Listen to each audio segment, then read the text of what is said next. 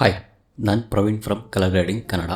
ಈ ವಿಡಿಯೋದಲ್ಲಿ ನಾವು ಎಡಿಟಿಂಗ್ ಸೀರೀಸ್ನ ಕಂಟಿನ್ಯೂ ಮಾಡ್ತಾ ಲಾಸ್ಟ್ ವಿಡಿಯೋದಲ್ಲಿ ನೋಡಿದ್ವಿ ಟೆಕ್ಸ್ಟ್ ಹೇಗೆ ಆ್ಯಡ್ ಮಾಡೋದು ಮತ್ತು ಫೇಡ್ ಇನ್ ಫೇಡ್ ಔಟ್ ಎಫೆಕ್ಟ್ಸ್ನ ಹೇಗೆ ಹಾಕೋದು ಅಂತ.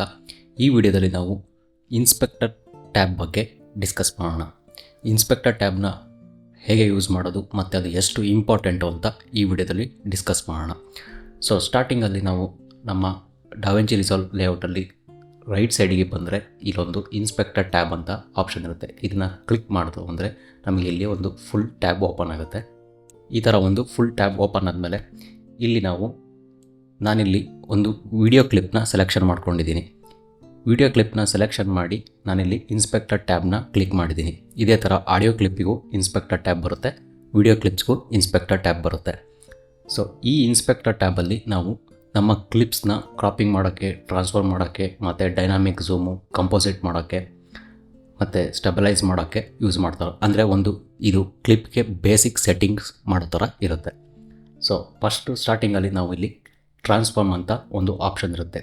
ಇದನ್ನ ಇಲ್ಲಿ ಕ್ಲಿಕ್ ಮಾಡ್ತು ಅಂದರೆ ಎನೇಬಲ್ ಡಿಸೇಬಲ್ಗೆ ಇಲ್ಲಿ ಟ್ರಾನ್ಸ್ಫಾರ್ಮಲ್ಲಿ ಎನೇಬಲ್ ಆಗುತ್ತೆ. ನಮಗೆ ಇಲ್ಲಿ ಝೂಮ್ ಅಂತ ಆಪ್ಷನ್ ಇದೆ ಮತ್ತು ಪೊಸಿಷನ್ XY ಅಂತ ಎರಡು ಆ್ಯಕ್ಸಸ್ ಇದೆ ಮತ್ತು ಸೆಂಟರಲ್ಲಿ ಒಂದು ಲಿಂಕ್ ಬಟನ್ ಇದೆ. ಇದನ್ನು ಕ್ಲಿಕ್ ಮಾಡಿ ಲಿಂಕ್ ಬಟನ್ನ ಎನೇಬಲ್ ಮಾಡಿ ಝೂಮ್ನ ಒಂದು ಕ್ಲಿಪ್ಪು ಝೂಮ್ ಎಷ್ಟಾಗಬೇಕು ಅದನ್ನು ಅಡ್ಜಸ್ಟ್ ಮಾಡ್ಕೊಳ್ಳೋಕ್ಕೆ ನಾವಿಲ್ಲಿ ಝೂಮಲ್ಲಿ ಯೂಸ್ ಮಾಡ್ತೀವಿ. ಅದೇ ಥರ ಇಲ್ಲಿ Y ಆ್ಯಕ್ಸಸ್ ಇದೆಯಲ್ಲ, ಅದರಲ್ಲೂ ಕೂಡ ನಾವು ಝೂಮ್ನ ಅಡ್ಜಸ್ಟ್ ಮಾಡ್ಕೋಬೋದು.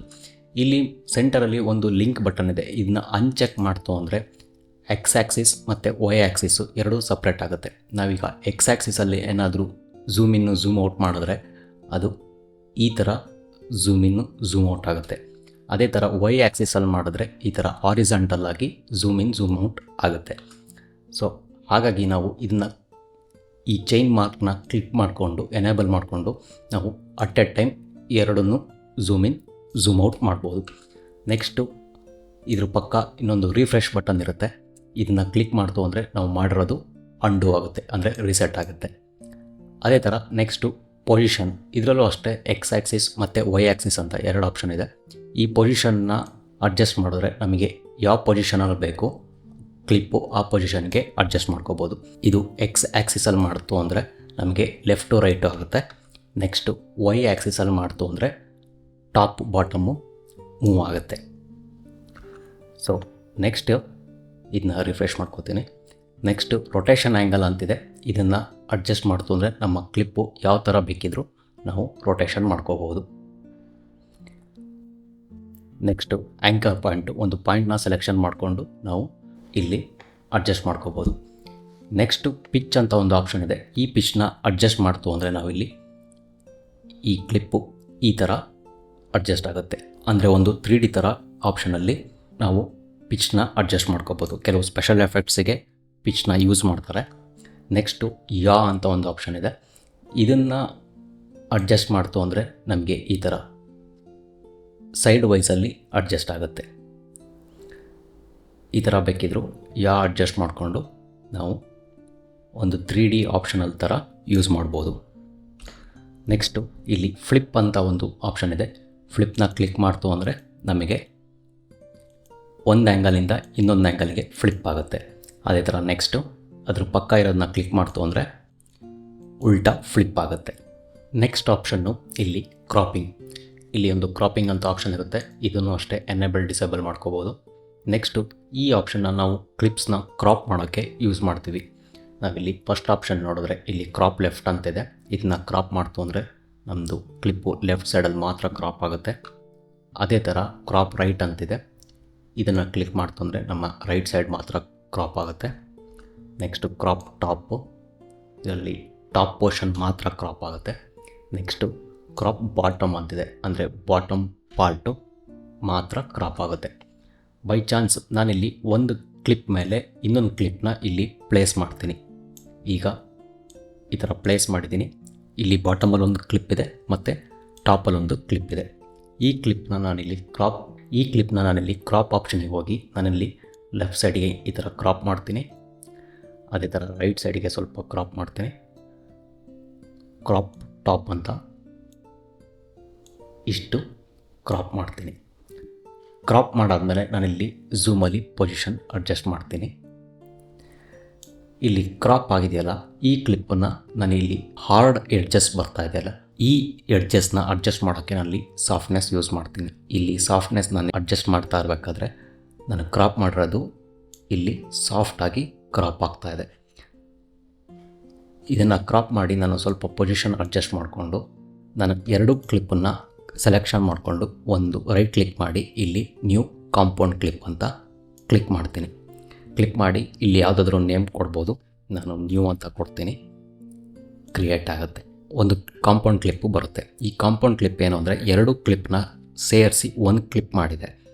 ಹಾಗಾಗಿ ನಾವಿಲ್ಲಿ ಫಸ್ಟು ಆಫ್ಟರ್ ಎಫೆಕ್ಟ್ಸು ಮತ್ತು ಫ್ಯೂಷನೆಲ್ಲ ಆಯಿತು ಅಂದರೆ ನಾವಿಲ್ಲಿ ಮಾಸ್ಕಿಂಗ್ ಮಾಡೋಕ್ಕೆ, ಒಂದು ಸಿಂಪಲ್ ಮಾಸ್ಕಿಂಗ್ ಮಾಡೋಕ್ಕೋಸ್ಕರ ನಾವಿಲ್ಲಿ ಕ್ರಾಪ್ ಟೂಲ್ನ ಯೂಸ್ ಮಾಡ್ಬೋದು. ಈ ಥರ ನಾವು 2 ಕ್ಲಿಪ್ಪನ್ನು ಮರ್ಜ್ ಮಾಡಿಕೊಂಡು ಒಂದು ಕಾಂಪೌಂಡ್ ಕ್ಲಿಪ್ ಮಾಡ್ಕೋಬಹುದು. ಇನ್ನೊಂದು ನೆಕ್ಸ್ಟ್ ಆಪ್ಷನಲ್ಲಿ ಒಂದು ಡೈನಾಮಿಕ್ ಝೂಮ್ ಅಂತ ಆಪ್ಷನ್ ಇದೆ. ಇಲ್ಲಿ ಡೈನಾಮಿಕ್ ಝೂಮಿಗೆ ಹೋಗೋಕ್ಕೂ ಮುಂಚೆ ನಾನು ಇದೊಂದು ಇಂಪಾರ್ಟೆಂಟ್ ಆಪ್ಷನ್ನು ಹೇಳೋದು ಮರ್ತಿದ್ದೆ, ಹೇಳ್ತೀನಿ. ಇಲ್ಲಿ ನಿಮಗೆ ಟೈಮ್ ಲೈನಲ್ಲಿ ಇಲ್ಲೊಂದು ಮ್ಯಾಗ್ನೆಟ್ ಥರ ಒಂದು ಐಕಾನ್ ಕಾಣ್ತಾ ಇದೆ, ಸ್ನ್ಯಾಪಿಂಗ್ ಅಂತ. ಇದಕ್ಕೆ ಶಾರ್ಟ್ಕಟ್ಟು ಎನ್ ಅಂತ. ಇದ್ರದ್ದು ಯೂಸು ಏನಂತ ನೋಡೋಣ. ಇದು ತುಂಬ ಇಂಪಾರ್ಟೆಂಟು, ಕೆಲವೊಂದು ಸರಿ ಇದು ತುಂಬ ಹ್ಯಾಂಡಿಯಾಗಿ ಯೂಸ್ ಆಗುತ್ತೆ. ನಾನಿಲ್ಲಿ ಎನೇಬಲ್ ಆಗಿದೆ, ಇದನ್ನು ಡಿಸೇಬಲ್ ಮಾಡ್ತೀನಿ. ಡಿಸೇಬಲ್ ಮಾಡಿ ನಾನಿಲ್ಲಿ ಈ ಕ್ಲಿಪ್ಪನ್ನು ಸ್ವಲ್ಪ ಮೂವ್ ಮಾಡ್ಕೋತೀನಿ. ಮೂವ್ ಮಾಡಿಕೊಂಡು ನೆಕ್ಸ್ಟ್ ನಾನಿಲ್ಲಿ ಈ ಕ್ಲಿಪ್ಪನ್ನ ಎಡಿಟ್ ಮಾಡಬೇಕಾದ್ರೆ ನಾನಿಲ್ಲಿ ಈ ಬ್ಯಾಕ್ ಸೈಡ್ ಇರೋ ಕ್ಲಿಪ್ಪಿಗೆ ನಾನು ಕರೆಕ್ಟಾಗಿ ಕೂರಿಸ್ಬೇಕು. ಹಿಂಗೆ ತೊಗೊಬಂದು ಹಿಂಗೆ ಕೂರಿಸ್ಬೇಕಾದ್ರೆ ನೀವು ಅಬ್ಸರ್ವ್ ಮಾಡ್ತಾ ಇರ್ಬೋದು, ನನಗಿಲ್ಲಿ ಈ ಕ್ಲಿಪ್ಪು ಹಿಂದೆ ಇರೋ ಕ್ಲಿಪ್ಪು ಸ್ವಲ್ಪ ಟ್ರಿಮ್ ಆಗ್ತಾ ಇದೆ. ಅಂದರೆ ನಾನಿಲ್ಲಿ ಕರೆಕ್ಟಾಗಿ ಕೂರ್ಸೋಕ್ಕಾಗ್ತಿಲ್ಲ. ನಾನು ಬೈ ಚಾನ್ಸ್ ಇಲ್ಲೆಲ್ಲೋ ಇರುತ್ತೆ ಕ್ಲಿಪ್ಪು, ಇಲ್ಲಿ ತೊಗೊಬಂದು ಹಿಂಗೆ ಕೂರಿಸ್ಬೇಕಾದ್ರೆ ಸ್ವಲ್ಪ ಟ್ರಿಮ್ ಆಗ್ತಾಯಿದೆ. ಅಂದರೆ ಈ ಕ್ಲಿಪ್ಪು ಕೂರ್ಸೋಕ್ಕೆ ಹೋದಾಗ ಹೀಗೆ ಸ್ವಲ್ಪ ಹಿಂದೆ ಮೂವ್ ಆಗ್ತಾಯಿದೆ. ಇದನ್ನು ಅವಾಯ್ಡ್ ಮಾಡೋಕ್ಕೆ ನಾನಿಲ್ಲಿ ಮ್ಯಾಗ್ನೆಟ್ ಟೂಲ್, ಒಂದು ಸ್ನ್ಯಾಪಿಂಗ್ ಅಂತ ಆಪ್ಷನ್ ಇದೆಯಲ್ಲ, ಇದನ್ನು ಎನೇಬಲ್ ಮಾಡ್ಕೋತೀನಿ. ಎನೇಬಲ್ ಮಾಡ್ಕೊಂಡಾದ್ಮೇಲೆ ನೆಕ್ಸ್ಟ್ ನಾನು ಕೂರ್ಸೋಕ್ಕೆ ಬಂದಾಗ ಇಲ್ಲಿ ಅಬ್ಸರ್ವ್ ಮಾಡ್ತಿದ್ದೀರಲ್ಲ, ನಿಮಗೊಂದು ಇದನ್ನು ಅಲ್ಲಿ ಡಾವೆಂಚಿಲಿ ಇದನ್ನು ಮೂವ್ ಮಾಡಬೇಕಾದ್ರೆ ನಿಮಗೊಂದು ಫೀಲ್ ಗೊತ್ತಾಗುತ್ತೆ. ಟಕ್ ಅಂತ ಬಂದು ಕುತ್ಕೊಳ್ಳುತ್ತೆ. ಅಂದರೆ ನನಗಿಲ್ಲಿ ಹಿಂದಿನ ಕ್ಲಿಪ್ಪು ಟ್ರಿಮ್ ಆಗ್ತಾಯಿಲ್ಲ. ನಾನು ಮತ್ತು ಟ್ರಿಮ್ ಮಾಡಬೇಕು ಅಂದರೆ ನಾನು ಸ್ವಲ್ಪ ಫೋರ್ಸ್ಫುಲ್ಲಾಗಿ ಇದನ್ನು ಹಿಂದೆ ಈ ಥರ ಮೂವ್ ಮಾಡಬೇಕು. ಸೊ ಇದೊಂದು ತುಂಬ ಹ್ಯಾಂಡಿ ಟೂಲು. ನಾನಿಲ್ಲಿ ಮತ್ತೆ ಡಿಸೇಬಲ್ ಮಾಡ್ತೀನಿ. ಡಿಸೇಬಲ್ ಮಾಡಾದಮೇಲೆ ನಾನಿಲ್ಲಿ ಕೂರ್ಸೋಕ್ಕೆ ಹೋಯಿತು ಅಂದರೆ ನನಗಿಲ್ಲಿ ಹಿಂದಿನ ಕ್ಲಿಪ್ಪು ಟ್ರಿಮ್ ಆಗ್ತಾಯಿದೆ. ಅದು ಎನೇಬಲ್ ಮಾಡಿಕೊಂಡು ನಾನು ನೆಕ್ಸ್ಟ್ ಕೂರಿಸ್ಬೇಕು ಅಂದರೆ ಒಂದು ಫೀಲ್ ಬರ್ತಾಯಿದೆ. ಅಂದರೆ ಕ್ಲಿಪ್ಪು ಕರೆಕ್ಟಾಗಿ ಕೂರ್ತಾ ಇದೆ, ಹಿಂದಿನ ಕ್ಲಿಪ್ಪು ಟ್ರಿಮ್ ಆಗ್ತಾಯಿಲ್ಲ ಅಂತ. ಸೊ ಇದು ತುಂಬ ಇಂಪಾರ್ಟೆಂಟು. ಯಾವಾಗಲೂ ಇದನ್ನು ಎನೇಬಲ್ ಮಾಡ್ಕೊಂಡಿರಿ, ಸ್ನ್ಯಾಪಿಂಗ್ ಟೂಲು. ಒಂದು ಸರಿ ಚೆಕ್ ಮಾಡ್ಕೊಳ್ಳೋದು ತುಂಬ ಒಳ್ಳೆಯದು ನೀವು ಎಡಿಟ್ ಮಾಡಬೇಕಾದ್ರೆ. ಸೊ ಸ್ನ್ಯಾಪಿಂಗ್ ಟೂಲ್ ನೋಡಿದ್ವಲ್ಲ, ಅದ್ರ ಪಕ್ಕ ಒಂದು ಲಿಂಕ್ ಇದೆ, ಲಿಂಕ್ಡ್ ಸೆಲೆಕ್ಷನ್ ನಾನು ಆಗಲೇ ಹಿಂದಿನ ವೀಡಿಯೋದಲ್ಲಿ ಎಕ್ಸ್ಪ್ಲೇನ್ ಮಾಡಿದ್ದೀನಿ. ನೆಕ್ಸ್ಟ್ ಅದ್ರ ಪಕ್ಕ ಒಂದು ಪೊಸಿಷನ್ ಲಾಕ್ ಅಂತ ಒಂದು ಟೂಲ್ ಇದೆ. ಈ ಪೊಸಿಷನ್ ಲಾಕ್ ಟೂಲ್ ಏನು ಮಾಡುತ್ತೆ ಅಂದರೆ, ನಾನಿಲ್ಲಿ ಈ ಡಿಫಾಲ್ಟು ಇದು ಡಿಸೇಬಲ್ ಆಗಿದೆ, ನಾನಿಲ್ಲಿ ಎನೇಬಲ್ ಮಾಡ್ಕೊತೀನಿ. ಎನೇಬಲ್ ಮಾಡ್ಕೊಂಡಾದ್ಮೇಲೆ ನೀವು ಇಲ್ಲಿ ಅಬ್ಸರ್ವ್ ಮಾಡ್ಬೋದು, ನಾನು ಎನೇಬಲ್ ಮಾಡಿದ ತಕ್ಷಣ ಇಲ್ಲಿ ರೈಟ್ ಸೈಡಲ್ಲಿ ಎಲ್ಲ ಕಡೆ ಒಂದು ಲಾಕ್ ಟ್ರ್ಯಾಕು ಆಡಿಯೋ ಮತ್ತು ವಿಡಿಯೋಗೆ ಎನೇಬಲ್ ಆಗಿದೆ. ಅಬ್ಸರ್ವ್ ಮಾಡ್ತಾ ಇದ್ದೀರಲ್ಲ, ಇಲ್ಲಿ ಎನೇಬಲ್ ಮಾಡಾದಮೇಲೆ ನಾನು ಬೈ ಚಾನ್ಸ್ ನನ್ನ ಟೈಮ್ ಲೈನ್ನ ನಾನಿಲ್ಲಿ ಎಲ್ಲ ಸೆಲೆಕ್ಷನ್ ಮಾಡಿಕೊಂಡು ನಾನಿಲ್ಲಿ ಈ ಟೈಮ್ ಲೈನ್ನ ಯಾವ ಕ್ಲಿಪ್ಸ್ ಕೂಡ ನಾನಿಲ್ಲಿ ಮೂವ್ ಮಾಡೋಕ್ಕೆ ಆಗ್ತಾಯಿಲ್ಲ. ನಾನಿಲ್ಲಿ ಇದನ್ನು ಒಂದು ಡೂಪ್ಲಿಕೇಟ್ ಕಾಪಿ ತೆಗಿಯೋಕ್ಕೂ ಆಗ್ತಾಯಿಲ್ಲ. ನಾನಿಲ್ಲಿ ಈ ಕ್ಲಿಪ್ಸ್ನ ನಾನು ಮೂವ್ ಮಾಡೋಕ್ಕೆ ಆಗ್ತಾಯಿಲ್ಲ. ಏನಕ್ಕೆ ಅಂದರೆ ಇದು ಎಂಟೈರ್ ಟೈಮ್ ಲೈನ್ನ ಲಾಕ್ ಮಾಡುತ್ತೆ. ಅಂದರೆ ನಾವು ಬೈ ಚಾನ್ಸ್ ಈಗ ತುಂಬ ಎಡಿಟ್ ತುಂಬ ದೊಡ್ಡದಾಗಿದೆ ಅಂದರೆ ಬೈ ಚಾನ್ಸ್ ಏನಾದರೂ ಮಿಸ್ ಆಗಿ ಏನಾದರೂ ಒಂದು ಕ್ಲಿಪ್ಪು ಟ್ರಿಮ್ ಆಗೋದು, ಮೂವ್ ಆಗೋದು ಆಗೋ ಚಾನ್ಸಸ್ ಇರುತ್ತೆ. ಆ ಟೈಮಲ್ಲಿ ಈ ಟೂಲು, ಪೊಸಿಷನ್ ಲಾಕ್ ಟೂಲು ತುಂಬ ಹೆಲ್ಪ್ ಆಗುತ್ತೆ. ಬೈ ಚಾನ್ಸ್ ನಾನು ಇದನ್ನು ಡಿಸೇಬಲ್ ಮಾಡ್ತೀನಿ. ನಾನು ಅಲ್ಲೊಂದು ಕ್ಲಿಪ್ನ ಒಂದು ಡೂಪ್ಲಿಕೇಟ್ ಮಾಡ್ಕೋತೀನಿ. ಡೂಪ್ಲಿಕೇಟ್ ಮಾಡೋಕ್ಕೆ ಆಲ್ಟ್ ಪ್ರೆಸ್ ಮಾಡಿ ಡ್ರ್ಯಾಗ್ ಮಾಡ್ತು ಅಂದರೆ ನಮ್ಮ ಕ್ಲಿಪ್ಪು ಡೂಪ್ಲಿಕೇಟ್ ಆಗುತ್ತೆ. ಡೂಪ್ಲಿಕೇಟ್ ಆದಮೇಲೆ ನಾನು ಬೈ ಚಾನ್ಸ್ ಇಲ್ಲಿ ಒಂದು ಪೊಸಿಷನ್, ಒಂದು ಬ್ಲ್ಯಾಂಕ್ ಸ್ಪೇಸ್ ಬಂದಿದೆ. ಬ್ಲ್ಯಾಂಕ್ ಸ್ಪೇಸ್ ಬಂದಾದಮೇಲೆ ನಾನಿಲ್ಲಿ ಪೊಸಿಷನ್ ಲಾಕ್ ಆನ್ ಮಾಡ್ಕೋತೀನಿ. ಈಗ ಪೊಸಿಷನ್ ಲಾಕ್ ಆನ್ ಆಗಿದೆ. ಬ್ಲ್ಯಾಂಕ್ ಸ್ಪೇಸಲ್ಲಿ ನಾನಿಲ್ಲಿ ಡಿಲೀಟು ಮತ್ತು ಬ್ಯಾಕ್ ಸ್ಪೇಸ್ ಏನೇ ಪ್ರೆಸ್ ಮಾಡ್ತು ಅಂದರೂ ಈ ಪ್ಲೇಸು ಡಿಲೀಟ್ ಆಗಲ್ಲ. ಯಾಕಂದರೆ ನಮ್ಮ ಇಲ್ಲಿ ಪೊಸಿಷನ್ ಲಾಕ್ ಕೀ ಇದೆಯಲ್ಲ, ಇದು ಎನೇಬಲ್ ಆಗಿರುತ್ತೆ. ಈ ಥರ ನಮ್ಮ ಟೈಮ್ ಲೈನ್ನ ಪೂರ್ತಿ ಲಾಕ್ ಮಾಡೋಕ್ಕೆ ಇದನ್ನು ಯೂಸ್ ಮಾಡ್ಬೋದು.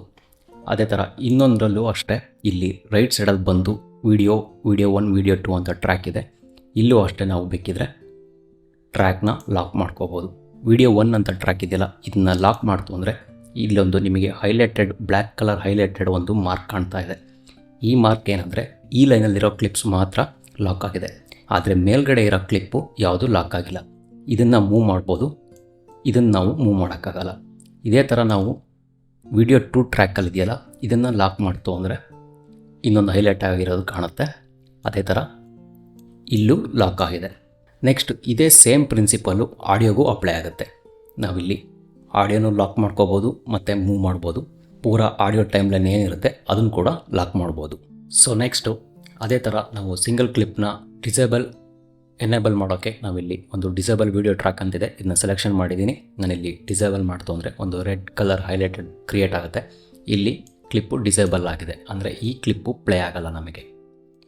ಇಲ್ಲಿ ತೊಗೊಂಡ್ಬಿಟ್ರಿ, ಈ ಕ್ಲಿಪ್ಪು ಮೇಲ್ಗಡೆ ಇರೋ ಕ್ಲಿಪ್ಪು ಪ್ಲೇ ಆಗ್ತಿಲ್ಲ, ಬಾಟಮಲ್ಲಿರೋ ಕ್ಲಿಪ್ಪು ಮಾತ್ರ ಪ್ಲೇ ಆಗ್ತಿದೆ. ಅದೇ ಥರ ನಾನಿಲ್ಲಿ ಎನೇಬಲ್ ಮಾಡ್ತೀನಿ, ನೆಕ್ಸ್ಟ್ ಎನೇಬಲ್ ಆಗುತ್ತೆ. ಇಲ್ಲಿ ಬಾಟಮಲ್ಲಿರೋದನ್ನ ಮತ್ತೆ ಡಿಸೇಬಲ್ ಮಾಡ್ತು ಅಂದರೆ ಇಲ್ಲಿ ಪೂರ ಈ ಟೈಮ್ ಲೈನಲ್ಲಿ ಏನೇನಿದೆ ಅದೆಲ್ಲ ಕ್ಲಿಪ್ಸು ಡಿಸೇಬಲ್ ಆಗುತ್ತೆ.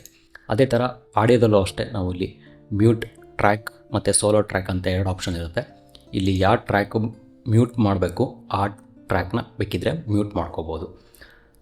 ನೆಕ್ಸ್ಟ್ ಆಪ್ಷನ್ನು ಇನ್ನೊಂದು, ಬೈ ಚಾನ್ಸ್ ನಾನಿಲ್ಲಿ ಒಂದು ಶಾರ್ಟ್ಕಟ್ ಹೇಳೋದು ಮರ್ತಿದ್ದೆ. ಇಲ್ಲಿ ನಾನು ಈ ಕ್ಲಿಪ್ನ ಶಾರ್ಟ್ಕಟ್ಟಾಗಿ ಕಟ್ ಮಾಡಬೇಕು ಅಂದರೆ ನಾನಿಲ್ಲಿ ಕಂಟ್ರೋಲ್ ಬಿ ಪ್ರೆಸ್ ಮಾಡ್ತೀನಿ. ಕಂಟ್ರೋಲ್ ಬಿ ಪ್ರೆಸ್ ಮಾಡ್ತು ಅಂದರೆ ಆಟೋಮೆಟಿಕ್ಕಾಗಿ ಕಟ್ ಆಗುತ್ತೆ. ಬೈ ಚಾನ್ಸ್ ಇದ್ರ ಮೇಲೆ ಇನ್ನೊಂದು ಕ್ಲಿಪ್ ಇತ್ತು, ಇದ್ರ ಮೇಲೂ ಇನ್ನೊಂದು ಕ್ಲಿಪ್ ಇತ್ತು ಅಂತ ಅಂದರೆ ನೆಕ್ಸ್ಟ್ ನಾನು ಇಲ್ಲಿ ಸೆಲೆಕ್ಷನ್ ತೆಗೆದುಬಿಟ್ಟು ಖಾಲಿ ಸ್ಪೇಸಲ್ಲಿ ಕಂಟ್ರೋಲ್ ಬಿ ಪ್ರೆಸ್ ಮಾಡ್ತು ಅಂದರೆ ನಾವು ಎಷ್ಟು ಕ್ಲಿಪ್ಸ್ ಇರುತ್ತೆ ಅಷ್ಟು ಕ್ಲಿಪ್ಪು ಕಟ್ ಆಗುತ್ತೆ. ಅದೇ ಥರ ನಾನು ಒಂದು ಕ್ಲಿಪ್ನ ಸೆಲೆಕ್ಷನ್ ಮಾಡಿಕೊಂಡು ಕಂಟ್ರೋಲ್ ಬಿ ಪ್ರೆಸ್ ಮಾಡ್ತು ಅಂದರೆ ಯಾವ ಸೆಲೆಕ್ಷನ್ ಮಾಡಿದ್ದೀನಿ ಆ ಕ್ಲಿಪ್ಪು ಮಾತ್ರ ಕಟ್ ಆಗುತ್ತೆ.